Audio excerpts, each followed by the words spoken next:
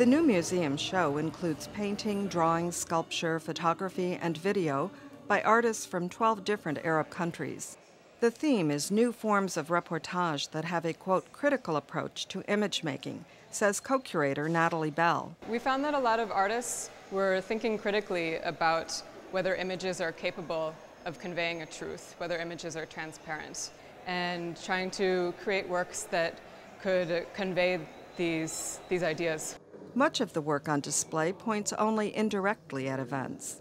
Photographs by Harir Sarkisian of bland, empty city streets and squares in his native Syria, spaces where public executions were held, seem to ask the question, how did what happened here leave no trace?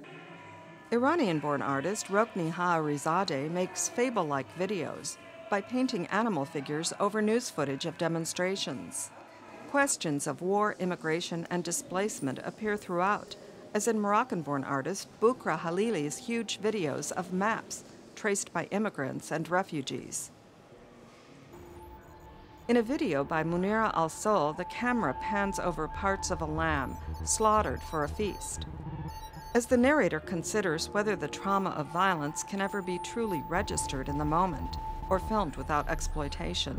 She's speaking more poetically about the experience, both linking it to her experience fleeing Beirut for Damascus during the Lebanese Civil War when she was younger, and also reflecting on her family at that very moment and these get-togethers that they're having.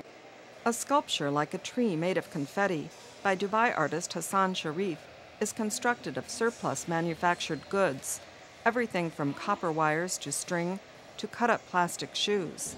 Kalandia 2087, a tabletop city model by Hebron-born Wafa Hourani, is a utopian vision of a Palestinian refugee village. While it looks very realistic as a kind of architectural model, it's also very simple. And that's something that interested us also because it's a way of reminding us that, art can be made with very simple materials. Some of the artists in the show have not previously exhibited in New York, and Bell says many are indifferent to commercial art markets and reject the notion of themselves as Arab artists. The huge size of the new museum show underlines another point, she adds. Art from the Arab world today is so diverse that it resists all attempts to categorize it. Carolyn Weaver, VOA News, New York.